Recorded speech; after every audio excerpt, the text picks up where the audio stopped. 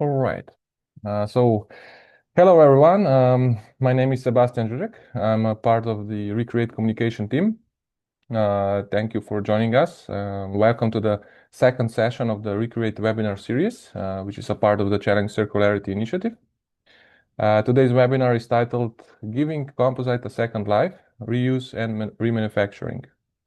As you might know, Recreate is a Horizon Europe project developing innovative solutions for improving the circularity of mainly carbon and glass fiber reinforced composites.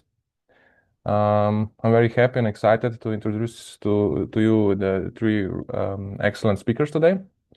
First up will be Volker Mattes from AVK, which is the German Trade Association for Fiber Reinforced Composites, who will begin this session with an overview of the sustainability challenges as well as opportunities for composite materials. Um, Following him will be Ines Sma from the French National Center for Scientific Research. She will present her award-winning research on laser shock dismantling of laminated composites. And the third speaker will be Bonaventura Vitolo from Jeven. Jeven is a company designing and producing aircraft seating and interiors, and he'll be sharing their approach to improve the circularity of these components. Each presentation will be followed by a Q&A session, so you are more than welcome to raise your hand or write your questions in the chat below. And now, without any further delay, I think, Volker, you can take the stage. Yes, then I will try to share my screen.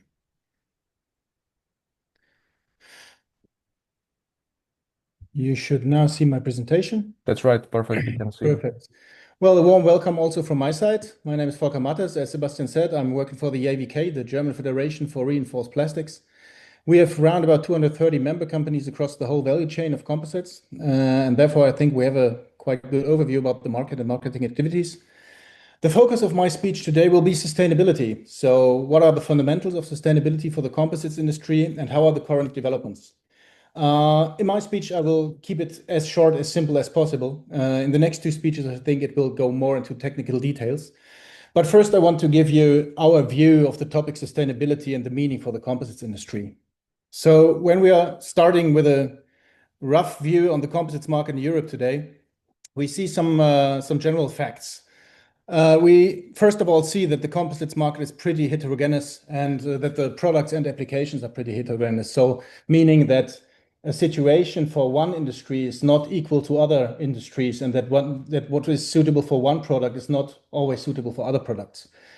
The market in Europe is weakening since 3 years. So what we see is that the general worldwide market is growing for composites, but not in Europe anymore.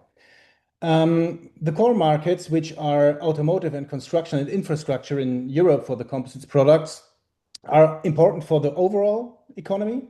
And what we see in Europe is, in general, that the economy is not growing as fast as in other world regions. And this has influence on the composites market as well. We have therefore a high dependence on macroeconomic influences, which is just a fact. What we see, especially in the last years, is coming up a high international competitive pressure, meaning that some people are talking about price war or something. I think the context war is wrong, but I think the meaning of this is clear. We have very good products coming with a very low price from not European regions and countries, especially in raw materials. This is leading to a situation which is pretty complicated for the European suppliers. I think we will not win this price war, not today and not in the future. We have to find other solutions and other unique selling properties for European composites products to get back to our market power we had like 5 years ago. We have very rapid market dynamics at the moment, as you all know. There are several impacts, which has impact on the whole economy, but especially in the composites area. When you're thinking of the automotive industry and the structural changes we see at the moment, especially the European OEMs struggling at the moment. The core markets in general, which is automotive with like 48% of the market volume, and construction infrastructure, which has like 20%, they are showing weakness at the moment, especially in Germany as one of the core countries of the European Union, but in general in very other countries. And sustainability is becoming a key issue for the industry. And this is meaning We see challenges when it comes to sustainability, but we also see great opportunities. I told you about the price war and what I'm thinking of it, but I think especially sustainability is a pretty big chance for the European composites industry because we are sometimes a step ahead to other regions. And I want to show this later. So why are we dealing with sustainability? And this is a figure I'm always showing when it comes to sustainability. We just cannot continue as we did before. What we see below is the so-called country overshoot day. This shows the day when the natural resources are gone for the running year. And what you see here is that, for example, Germany, the Earth overshoot day was on July 24th, meaning that from July 24th onwards in the year, we are living over our opportunities, let's say. So I will not comment on the details of this index, let's say, but it shows clearly we have to change something for the future to keep our society, our industry, our living in the future as we can live it today. So we have simply to change something. We cannot run on as we did today. Sustainability is becoming a key issue for society and industry. So it's not just for the industry, it's for the whole society in general. It is a necessity from my point of view, and on the different pillars, economically, political, social, and ecologically. So it's not just affecting one factor, it's affecting our whole society as we know it today. It has become a key challenge. Yes, everybody's talking about sustainability. Everybody or most of the people are caring about sustainability, but we should not just talk about it. We should have the ability to find solutions, not for the whole topic, but for single points, step by step. So we have to become a more sustainability economic and economic, first of all. Sustainability as a word is just a term with very, very different facades. So it's not, when you're talking about sustainability, it's not meaning the same thing for everybody you're talking with. You have to define it. You have to define your core targets in this area. And for me, as I said, sustainability is a pretty great opportunity to overcome the situation we're seeing with the composites industry at the moment in Europe. Sustainability for me is a goal. It's a vision. Everybody is talking about this little picture downwards. We all want to go to circular economy. But when you have a deeper look into the industry or society, we see that we all want to fulfill this, but we cannot completely fulfill this. And from my point of view, we will not fulfill this in 2 years, 3 years, 5 years. For me, circular economy, dealing with all aspects, it's a vision. It's not a goal to reach, but a goal can be to solve one or two problems, but not to be a completely 100% social economy, which is just running in circles. I think we will not fulfill this, but we have to find tasks which we can fulfill to get more and more into it. And what I wrote down here is perception versus reality. Sometimes you might have the feeling that we have fields where it's already fulfilled. We have 100% circular economy. From my point of view, in the most terms, this is not correct. We should overcome these marketing aspects and find back to the way where we show what we really can reach. When we are talking about sustainability today in composites industry, we can point out, okay, we can run in circles, but in fact, we don't do it at the moment. We will not be able to run composites in a complete closed circle in the next years or decades. We will simply not be able. There are several reasons for this. It would lead too much or too long to discuss this. But from my point of view, we should go step by step, as I already said, and not trying to fulfill a completely circular economy. Sustainability, sometimes when reading newspapers and others, are going equal with recycling. And I just want to show you this picture because sustainability is not just recycling. Downwards, you see these R sentences which come from the European Commission. And what you see is that R9 is recycling. We have several possibilities, several possibilities of finding new solutions before recycling. And I think this is where we should focus more and more on. For sure, recycling is pretty important, but we should focus more on possibilities of reuse of repair, of refurbish, of remanufacturing. And this is exactly what we are doing in Recreate as well. We are not just focusing on the last step, because then a lot of internal properties of the materials are already gone. We should focus on the step before. So what can we do in design? What can we do after first life, perhaps keeping a part in the process? What we see today is that we already have a lot of solutions. I will show them on a later slide. We have a lot of solutions for recycling of composites today. But what we are missing at the moment is the industrial scale solutions for one of the most important material. And this is glass fiber reinforced composites or plastics. I don't know if you all know, but glass fiber reinforced systems make up to 95% of the market volume. We are very often talking about carbon fiber solutions. This is not wrong, but carbon fiber is much, much more expensive than a glass fiber. So you have a lot of more possibilities at the end of life than you have for a glass fiber, which costs like 50 cents or €1 per kilo. You are limited because of the very cheap virgin material price. You have to find a solution this fits on it.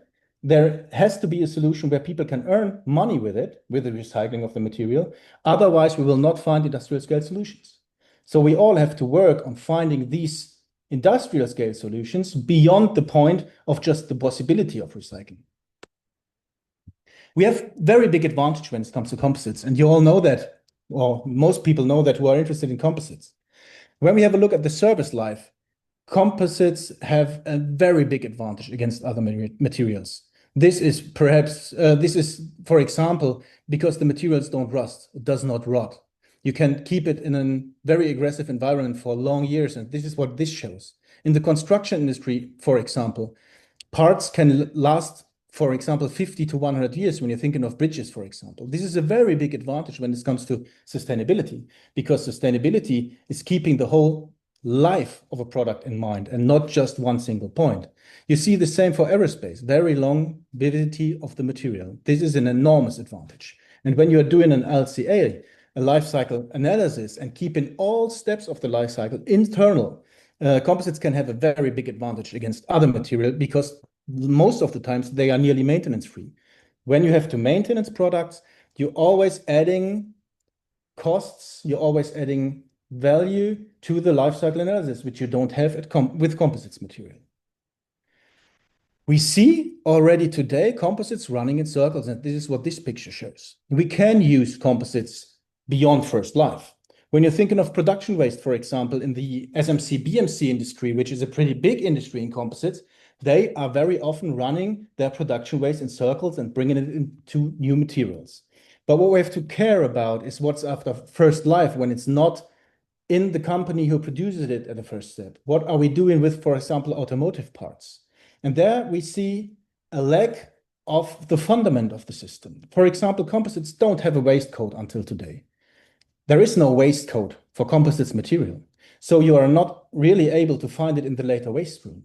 This is a big problem. This is why are we focusing at the moment on big parts, which you can find like wind blade, boat hulls and stuff. But the smaller parts, which are running in big series, automotive series, they are pretty hard to find. And there, I think we have to work together with the Commission on finding solutions. And this is what we are doing today in Recreate and other projects. We are able to run in circles. What you see here in the dark blue area, we can reprocess glass fiber reinforced plastics into cement. Yes, we can do this today. But I think we have to work on solutions being beyond reuse in the cement industry and really using the intrinsic value of the material, which is pretty high after first life. You see, when you're getting to a wind blade, for example, the blade has still very, very, very good mechanical properties after the first life of 20, 25 years. But today we are not really able to reuse these internal properties. I think we have to work on this one. And this is why I'm always saying, okay, let's keep on working. Let's find new solutions. And we just can do this together as the whole value chain, as the whole industry. This is why Recreate and other projects are so important for the general industry, in my point of view. What I said, we have already solutions today, and this is when you're talking to not composite people, they very often say composites are not recyclable. I think this figure shows the other way. We have recycling opportunities today to find or to get material back into the loop. But what we don't see here is that we can place industrial solutions at the moment. So if you have parts today, you will not be easily find somebody who works with it anymore. And this is why we have to implement high TRL level solutions in the industry and making people aware that they exist. And this is why I'm here today. And this is why the speakers coming after me showing you solutions which are there. So my statement for the last, let's say, is let's work together. Let's keep on the pretty good work which is done at Recreate at the moment. And let's find solutions for the future that we can solve the problems we are facing at the moment. On the one hand, economical, on the other hand, ecological. And I think working together, we can do this. So if you want to stay in contact, comment or anything else, you can do it right now. Or later, you see my email address, just contact me and we can discuss every single topic of it. Thanks a lot. Thank you, Volker. That was really insightful. There are definitely many opportunities on the horizon that we have to take seriously. And as you said, our next speakers will introduce some of these technologies that are aiming to not only recycle but also extend the life and enable the reuse of composites. So I would now ask all participants if there are any questions. You're more than welcome to ask Volker right now. I might have one. Mhm. Thanks a lot, Volker, for a very insightful and visionary talk as well. So my question is on the concept of sustainability. So how would you expect this concept to be implemented in real life? Meaning it's always good to talk about how good it would be to have more sustainable processes and products and so on and so forth. Do you see a need of an incentive from the outside, let's say? Yeah, I definitely see this at the moment. I see the need that we have to get influence from political side, for example. Because as I said, glass fiber reinforced plastics is a very cheap material. When we are talking about like for a finished part of €3 per kilogram, you are pretty limited in finding solutions of recycling because every recycling step needs energy or is generating costs. And I think it's a necessity to find a solution where, as I said, people can earn money with it. Otherwise, we will not see it on industrial scale. And I think the first push to the market perhaps can come from political decision makers for recycling quota or anything else, that we push companies into the market and they are learning with bigger amounts coming in and stuff, that they can make a business idea out of it. And I think the first impulse has to come from political side because we didn't see it the last 5 years coming from the industry itself. Thanks. Thank you for the question and the answer. Do we have any more? Anything in the chat? No. Okay. Thank you, Foka. You can, of course, contact him through the contacts he provided. And next up will be Ines Ma from the CNRS. Hello, everyone. Hello, Ines. Thank you for being here today.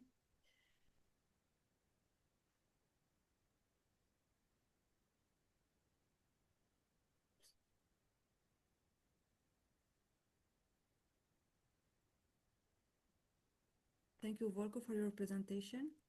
And my presentation, it will be one of the solution to reduce the production of new composite material and also to reduce the amount of composite waste today. In this study, we are developing new technology, which is laser shock dismantling to reuse the composite waste. So the laser shock is applied on laminated composite where it is composed of several layers, and each layer it is composite. It is constituted with fiber and resin constituent, and the boundary between two plies are the interface interply. And the laser shock aim to create delamination, debounding between these two adjacent layer to this allow to be recovered later. The laser shock principle is based on plasma creation due to the focus of high laser power density on the target, which induces propagation of shock waves within the material. This space-time diagram represents this propagation The black color represents a shock wave, and the green one represents release wave.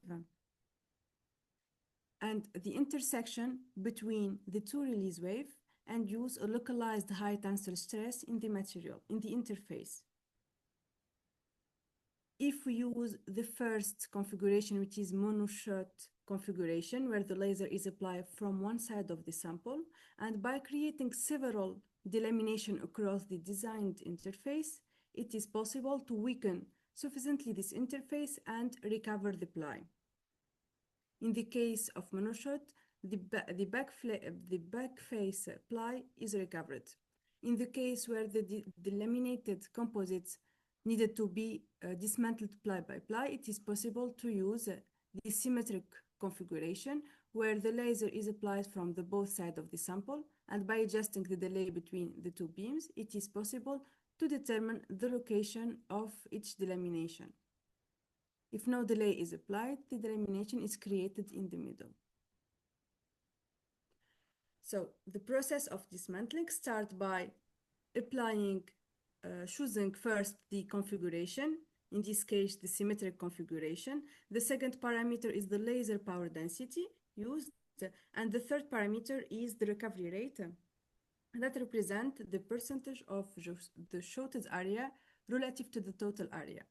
After applying the laser shock with optimal parameter, the interface is weakening. In this case is the middle interface, and then the ply recovery will be conducted either manually or mechanically.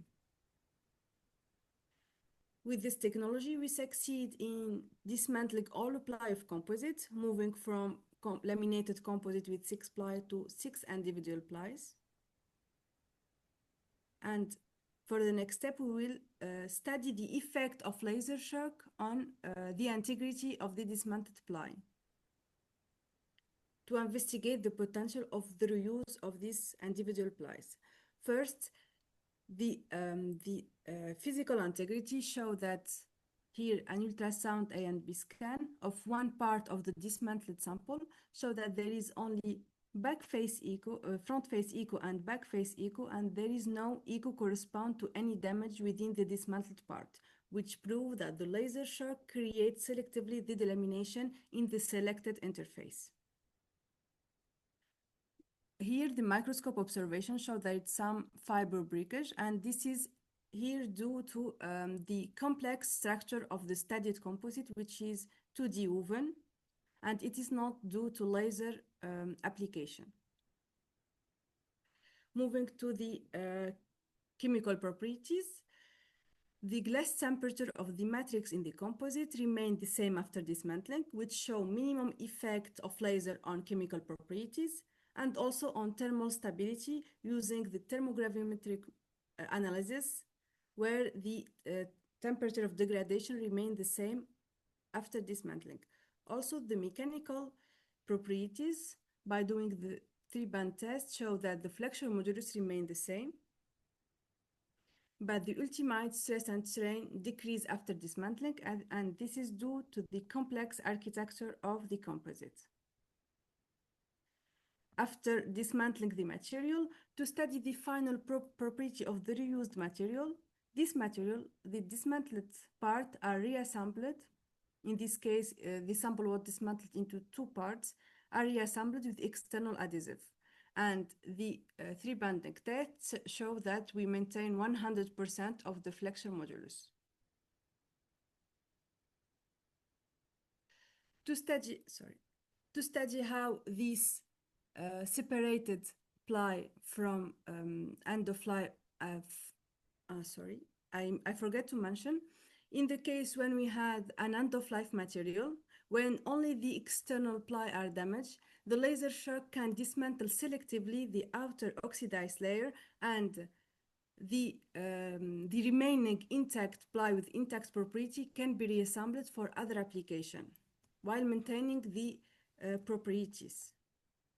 So from end of life structure, and after the dismantling at the macro scale of the structure, going to the material scale, the laser shock dismantling process can disassemble the different ply of the composites while eliminating the aged or degraded ply, and then can be reassembled to be used in new structure while preserving all the material integrity for new manufacturing. So as a conclusion, this technique is versatile. It can be used to different layered material. Among there is the composites. It can be applied both for the manufactured and end-of-life waste. There is no contact, no the use of an invasive product, or there is no invasive delamination. It has minimum effect on material integrity, and it can be controlled through an online structural health monitoring process, which is not presented here today.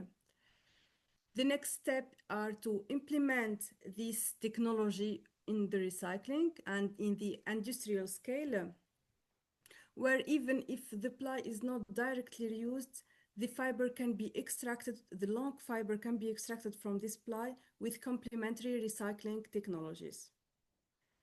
And thank you for your attention. Thank you, Ines, for this very nice presentation. Please, if there are any questions, feel free to raise your hand. You can unmute yourself and ask a question.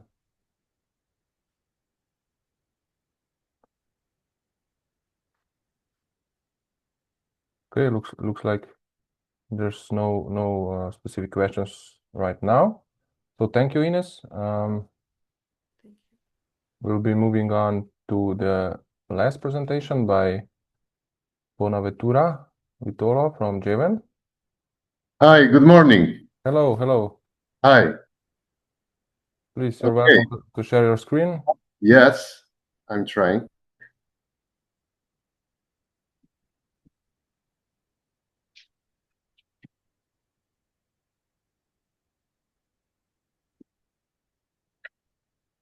Please, can you confirm that you see my screen?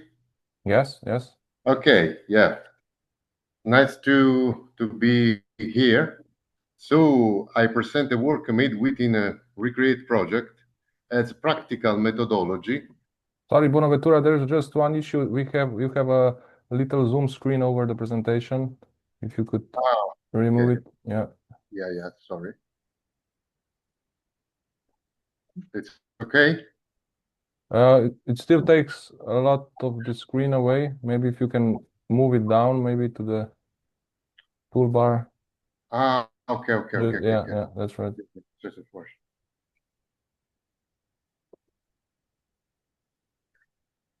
Okay. Okay, perfect. Now we can see it. So, yes, I present the work made within Recreate project as practical methodology to implement reused carbon fiber reinforced composites, both from manufacturing scraps and end-of-life phase, for aircraft seating system, improving their lifespan when damaged during service lifetime. So, in fact,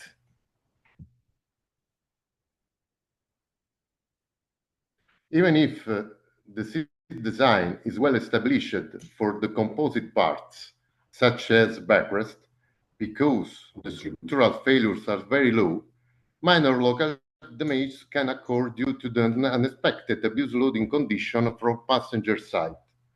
And this situation cannot avoid to replace completely the composite parts.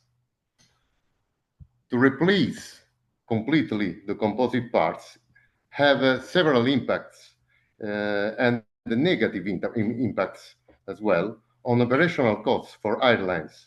But if we repair the part by using the carbon fiber reinforced composite as a local reinforcement pad, we can guarantee lower environmental impact due to smart use of composite waste, with the safety not compromised, since the damage is only localized externally and not structural. So the approach that we can discuss today consists on the recovery of skins of structural composite panels, such as floor panels that are applied into all the cabin of commercial aircrafts that are based on high-performing unidirectional tools based on carbon fibers by means of laser dismantling technique, as already explained by Ines previously, that guarantee a detaching without damaging the skin itself, and then apply the skin, shaping the form of a small pet on the major surface of the backrest by using a reversible adhesive joint that is sensitive to heat flux and can be triggered by a specific temperature in order to be glued with the composite part itself. And this slide is represented the main operational activity and tasks that can be used for the scope. So, what are the key performance indicators, the main KPI identified for this kind of application? First of all, the reduction on energy consumption, due to the fact that the comparison is based on the labor provided for the extraction of virgin carbon fiber that mainly is settled to around 200 megajoule per kilograms. And by using this kind of dismantling technique that is approximately 30% lower respect to this kind of energy level, we can achieve obviously an energy effective solution for the recovery of the carbon fibers. Obviously, we have also a reduction of the carbon footprint due to the fact that we recover a lot amount of carbon fiber that in other way could be incinerated. And the last but not the least, the optimization of the cost structure, because we avoid completely the landfilling and all the costs associated to the generation and landfilling as well.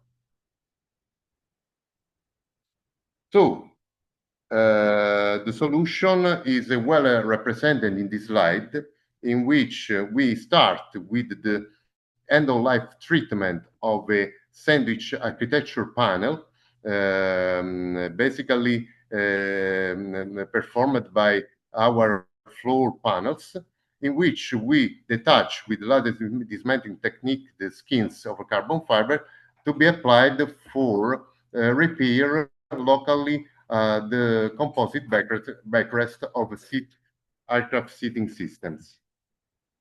And the solution is very easy for the crew of airplanes, because can be applied by using a common heat flux activation device that make real the application in very real scenarios in airplane architectures.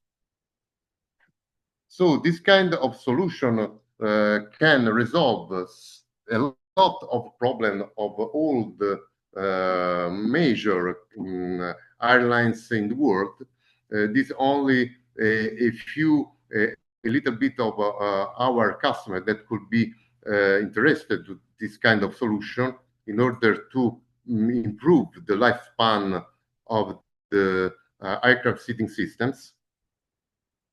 And considering that the market side is targeted to be very large, because the global fleet is set to double compared to 10 years ago, this kind of issue could be more frequent in the years. So it means that the cost could be increased a lot for the airlines, and the solution based on this kind of application make sense to be a cost-effective solution for the operational of the airlines. So the last slide is related to the investment needed for this kind of industrial application, because we have demonstrated in a Recreate project at the TRL 3-4 this kind of application, so at laboratory scale, but we need to upscale the feasibility of an industrial application by means of large panels, by treated large panels, and by an automation of the process in order to make sense an industrial capability. So we have in the last stage the team that provided this kind of application within Recreate project, and a very integrated project team that impacted not only on Geven, because Geven is only an end users, but all the research made from the research department and the university center that make real this kind of application. So from my side, it's all. Thank you very much. Thank you very much for your presentation. Any questions?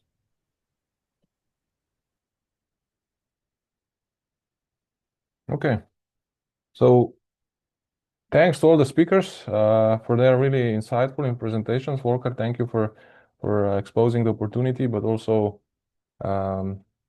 exposing the fact that we have to take this approach of making composites more sustainable in realistic steps. And of course, thank you to Ines and Bonaventura for demonstrating the technologies that we are developing in Recreate, as well as that we are trying to bring this to the market through several industries. The recording of today's webinar, as well as the first webinar, will be available on our website. And we would also like to invite you to our next webinar, which will take place 3 weeks from now on a Wednesday, on the 17th December at 3 o'clock. And we'll be discussing even more technologies for recycling and reprocessing composite materials. So thank you for being here with us today, and see you next time. Thank you. Bye-bye. Bye-bye. Thank you, Bye-bye. Sebastian. Thank you all. Bye.